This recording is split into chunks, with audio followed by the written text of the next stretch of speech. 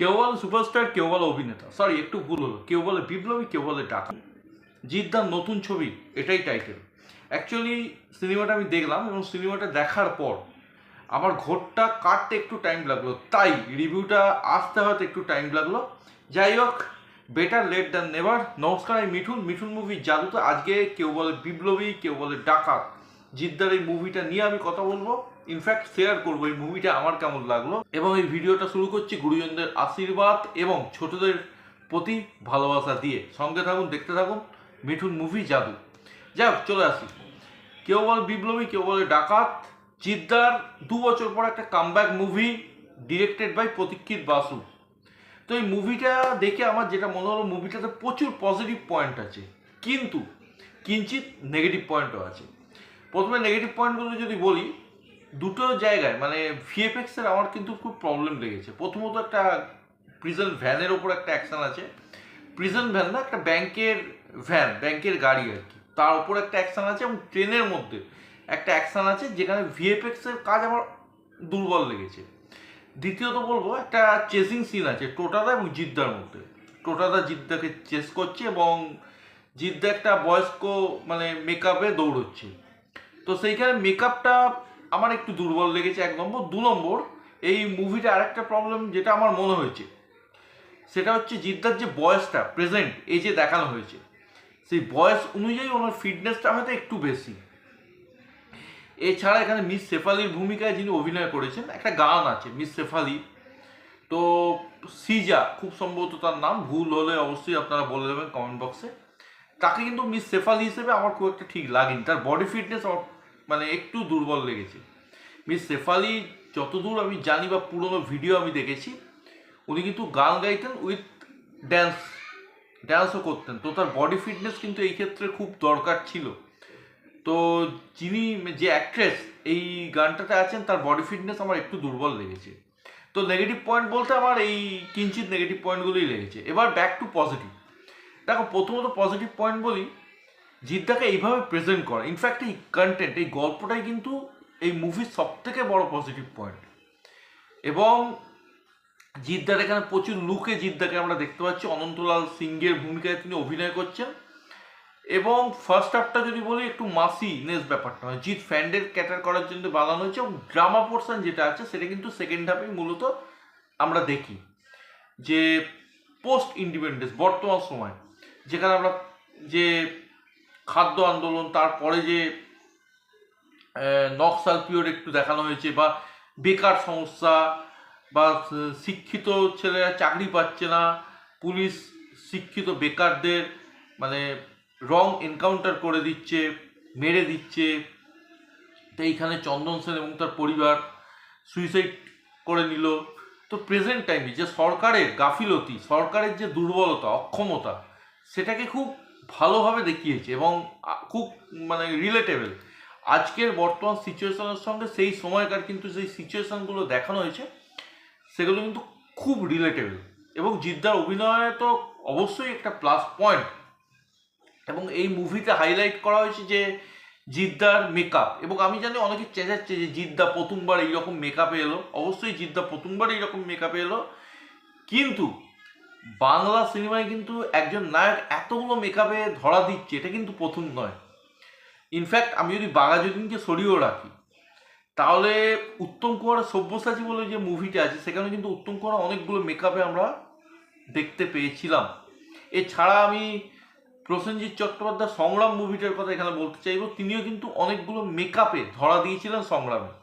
তো এই যে মেকআপ, একজন নায়ক প্রচুর মেকআপে যে ধরা দিচ্ছে, এটা কিন্তু টলিউডে প্রথম নয়, বা দেবদার পর জিদ্দা করলো এইরকম ব্যাপার নয়। বাঘাযতীনে তো ব্যাপারগুলো খুবই মানে ছুঁয়ে গেছিল, মানে খুবই হতাশাজনকভাবে এসেছিল। এবার যদি বলি যে আবহাওয়া সঙ্গীত, শান্তনু মৈত্রর আবহাওয়া সঙ্গীত যথেষ্ট ভালো, মিউজিক গানগুলো বেশ ভালো। এবং টোটা রায়চৌধুরীর যদি অভিনয়ের কথা বলি, তো টোটা রায়চৌধুরীকে যেভাবে প্রেজেন্ট করা হয়েছে খুব ভালো। তবে এখানে টোটা রায়চৌধুরীর একটা অ্যাসিস্ট্যান্ট আছে, মানে একজন সার্মেও আছে যার নাম ওয়াটসন, একজন জার্মান শেফার্ড। তো ওয়াটসনকে কিন্তু আমার বেশ ভালো লেগেছে। এবং ইন্টারভেলের কাছে ওয়াটসন এবং জিদ্দার একটা সিন আছে, যেখানে ওয়াটসন মুখে করে বন্দুক জিদ্দাকে দেবে, তো বস ফাটাফাটি ফাটাফাটি, ওই সিনটা ফাটাফাটি। এবং সূর্য সেন যে গ্রুপটা, তাদের সঙ্গে যে প্রশিক্ষণের দৃশ্যগুলো, সেগুলো যথেষ্ট ভালো। লোকনাথ বাবুকে সূর্য সেন হিসেবে খুব ভালো লেগেছে। এখানে আরেকটা জায়গা আমি খুব ইমোশনাল হয়েছি, এখানে জিদ্দার একটা লাভ ইন্টারেস্টের ব্যাপার রাখা হয়েছে। মানে একটা মেয়ে যখন সে বাংলাদেশে পূর্ববঙ্গে যখন সে মানে অস্ত্র বা বিপ্লবী দলের সঙ্গে যুক্ত, সূর্য সেনের দলের সঙ্গে যুক্ত, তখন একজন মানে মেয়ের সঙ্গে ফতিমা নাম, তার একটা প্রেমের অ্যাঙ্গেল দেখানো হয়েছে। এখানে জিদ্দার তরফ থেকে কিছু নয়, কিন্তু মেয়েটা পছন্দ করতো বা জিদ্দা হয়তো পছন্দ করতো, কিন্তু মুখ ফুটে বলেনি। তখনকার বিপ্লবীরা তো এমন নয় যে পছন্দ হলো গিয়ে গাছের আড়ালে বা ঝোপঝাড়ে ঢুকে গেলাম, এরকম নয়। প্রেমটা তখন সত্যি মানে ভালোই ছিল, মানে প্রেম যাকে বলে পবিত্র, সেই জিনিসটা কিন্তু তারা বজায় রাখতো। এবং সেইখানে যে প্রেমের যে অ্যাঙ্গেলটা, সেটা খুব মিষ্টি, মানে খুব ইম্প্যাক্টফুল। ইনফ্যাক্ট এই মেয়েটার দৃশ্য হয়তো খুবই কম, কিন্তু বলে না কয়েকজনের অভিনয় মানে এই মাত্রায় হয় যে পুরো সিনেমা দেখার পরও তার অল্প উপস্থিতিও একটা রেস ছেড়ে যায়। তো মেয়েটার অভিনয়, মেয়েটার পারফরমেন্স রেস কিন্তু ছেড়ে গেছে, মানে প্রতিমা চরিত্রটা আমার মনে কিন্তু দাগ কেটে গেছে। তো এই তো গেল মানে সমস্ত কলাকুশলী। এছাড়া এখানে আমি বলতে অবশ্যই চাইবো কাঞ্চনবাবু। কাঞ্চনবাবুকে দেখলাম অনেকদিন বাদে, কিন্তু কাঞ্চনবাবুর অভিনয়ের মধ্যে আমার সেরকম কিছু বৈচিত্র্যময় লাগেনি। আর রজতাভ দত্ত ঠিকঠাক একটা ছোট চরিত্রে রজতাভ দত্তকেও দেখলাম। শঙ্কর চক্রবর্তীর কিন্তু এখানে পারফরমেন্স যথেষ্ট ভালো, এবং অল্প জায়গা পেয়েছে শঙ্কর চক্রবর্তী। একজন সরকারি কর্মচারীর ভূমিকা অভিনয় করেছেন, করাপ্টেড। তো এই দৃশ্যে শঙ্কর চক্রবর্তীকে বেশ ভালোই মানিয়েছে, এবং আমি জানি না যে শঙ্কর চক্রবর্তীর মতো অভিনেতারা এখন আর কেন চান্স পান না। এছাড়া কৌশিক সেনকে এই ধরনের চরিত্রে বেশ ভালো লাগে, এবং অ্যাজ ইউজুয়াল কৌশিক সেনও বেশ ভালো। এবং ইনফ্যাক্ট প্রত্যেককে কলাকুশলী ভালো, আবহাওয়া সঙ্গীত ভালো, এবং একটা অনেস্ট প্রচেষ্টা আছে।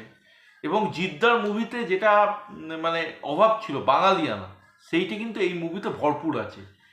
তো অনেকে বলছে জিদ্দার কামব্যাক, কিন্তু আমিও এটা স্বীকার করি যে জিদ্দার অবশ্যই কামব্যাক।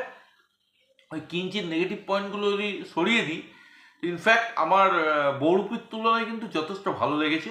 মেকআপের কাজ সোমনাথ কুণ্ডু তো যথেষ্ট ভালো করেছেন। স্ক্রিন প্লেতে অরিত্র ব্যানার্জি, আমাদের কমিউনিটির একজন, অর্পণ বাবু এবং সৌমিক দেব, তিনজনে লিখেছে এবং কমান্ডেবল কাজ করেছে। এবং প্রতীক্ষিত বসুর আমার মনে হয় যে খুব ভালো কাজ। এবং তবে মুভির গল্পটা নিয়ে এবার বলার আমার একটু আছে। দেখো, গল্প আমি কোনো স্পয়লার দেবো না। এখানে কিছু মানে এখানে যে মুভির গোটা থিমটা, সেটা আমার কামাল হাসানের হিন্দুস্তানি থেকে ইন্সপায়ার্ড মনে হয়েছে। সেখানেও কিন্তু গল্পটা এরকমই, একজন স্বাধীনতা সংগ্রামী যে মানে পোস্ট ইন্ডিপেন্ডেন্স দেশের করাপশনের বিরুদ্ধে লড়ছে। তো ওই এন্টার থিমটা কিন্তু আমার মনে হচ্ছে ওখান থেকে লিফট করা হয়েছে। তবে হ্যাঁ, এক্সিকিউশন যেটা আছে সেটা অবশ্যই খুব ভালো, খুব কমান্ডেবল। এইটার তো অবশ্যই মানে তারিফ করতে হয়। এবং একটা দৃশ্য আছে ট্রেনের মধ্যে ক্লোরোফর্ম, ওই জিনিসটা ভগৎ সিং এর একটা কোর্টরুম সিন আছে, সেখান থেকে আমার মনে হয় যে ইন্সপায়ার্ড। তো ইন্সপিরেশন নিয়ে মুভিটা করা হয়েছে। দেখো, ইন্সপিরেশন নেওয়া যেতেই পারে। তো ইন্সপিরেশন নিয়ে তুমি যদি তোমার মতো এক্সিকিউশন করো এবং তার মধ্যে একটা বাঙালিয়ানা মিক্স করো, তাতে আমার মনে হয় না যে খুব একটা প্রবলেম হয়। এবং মুভির শুরুটা যেভাবে হচ্ছে, যে আকাশবাণীর খবরের মাধ্যমে ভোর হচ্ছে, তো এই যে আবহাওয়া সঙ্গীত বা এই যে অ্যাটমসফিয়ারটা, এনভায়রনমেন্টটা ক্রিয়েট করা হয়েছে না, সেটা মানে যথেষ্ট ভালো। এবং ক্লাইম্যাক্সে একটা অ্যাকশন দৃশ্য আছে জেলের মধ্যে, তো ওখানে জ্যামিদাকে দেখানো হয়েছে। তো ওই অ্যাকশন দৃশ্যটা আমার মনে হয় যে খুব একটা অপ্রাসঙ্গিক। ওইটা না রাখলেও পারতো, ওটা হয়তো সেই অডিয়েন্সকে ক্যাটার করার জন্য রাখলো যে জিদ্দার মুভি, তো একটু অ্যাকশন থাকবে না, ওই শেষ ভাতে মানে আইসক্রিমের মতো ব্যাপার। তবে এমনি মুভিটা পুরো জমে ক্ষীর হয়ে গেছে। ওইটুকু আইসক্রিম না রাখলেও আমার মনে হয় না যে খুব একটা ফারাক হতো। তো ওইটা আমার মনে হয় না যে খুব একটা দরকার আছে। তবে বেশ নেকেড, মানে অনেক ফ্যাক্ট দেখানো হয়েছে যে মানে শিক্ষিত বেকার, মানে বেকার যে সমস্যা সেটাকে তুলে ধরা হয়েছে। তারপরে করাপশান, ঘুষ, তারপর পুলিশ কিভাবে শোষণ করে সাধারণ মানুষকে, তার ইউনিফর্মের এই যে মানে এটা কি বলবো, ইউনিফর্ম দেখিয়ে আর কি, ভয় দেখিয়ে পাওয়ারটাকে মিসইউজ করে, এই ব্যাপারগুলোকে তুলে ধরা হয়েছে। রতিজিৎ বললে একজন ভদ্রলোক আছে, উনি পুলিশের ভূমিকা মানে করাপ্ট পুলিশের ভূমিকা অভিনয় করেছেন। তো তার পারফরমেন্সও ভালো, অল্প সময় যাকে জিত মারবে আর কি। তো এই দৃশ্যগুলোকে তুলে ধরা হয়েছে। তো বর্তমান সময়ের সঙ্গে খুবই যুগোপযোগী মুভি, এবং 1 মিনিটও বোর করে না, মানে ফার্স্ট টু লাস্ট 2 ঘন্টা যে কিভাবে কেটে যাবে তোমরা বুঝতে পারবে না। এবং জিদ্দার অনেকদিন পর একটা মুভি দেখলাম, যেটা দেখে মানে পুরোপুরি বাঙালিয়ানার ফ্লেভার আছে বলে আমার মনে হলো। সেই জিদ্দা যে হয়তো একটা সময় বন্ধন, শুভদৃষ্টি, সঙ্গী, সাথী এই ধরনের মুভির মাধ্যমে আমাদের সামনে আসতো। ওয়ান্টেড যদিও রিমেক মুভি ছিল, কিন্তু তার মধ্যে কিন্তু বাঙালিয়ানা ফ্লেভারটা ছিল। জিদ্দার আগের মুভিগুলো কিন্তু রিমেক হলেও বাঙালিয়ানা ব্যাপারটা ভরপুর থাকতো, 100% লাভ। তো জিৎ ফিল্ম বক্স আমার মনে হয় আর একটা ভালো মুভি আমাদের উপহার দিল। দেখো বক্স অফিসে কি হবে না হবে এখনো জানি না, আমি শুনছি মুভিটা খুব ভালো চলছে, let's hope for that. But ভালো কন্টেন্ট কখনো বক্স অফিসের নিরীক্ষে মাপা যায় না। এবং ইনফ্যাক্ট জিদ্দার বুমেরাং মুভিটাও ভালো ছিল, কিন্তু সেটা কোথাও মানে অযোগ্য বা ওই জাতীয় মুভির কাছে গিয়ে একটা মিসফায়ার হয়ে গেছিল বা মিসপ্লেসড হয়ে গেছিল। তো সেই জন্য হয়তো সেইভাবে ওয়ার্ক করেনি, কিন্তু আই থিঙ্ক এই মুভিটা কিন্তু ওয়ার্ক করবে। এবং এই মুভির যে গান, এই মুভির গানগুলো কিন্তু যখন দেখছি না বড় পর্দায়, বেশ গায়ে কাঁটা দেওয়ার মতোই গান কিন্তু। ইনফ্যাক্ট প্রত্যেকটা ডিপার্টমেন্ট ভালো, মুভিটার প্রতীক্ষিত বসু কিন্তু বেশ ভালো কাজ করেছে। তো কেউ বলে বিপ্লবী, কেউ বলে ডাকাত, এই মুভিটা নিয়ে আমার এটাই বক্তব্য ছিল।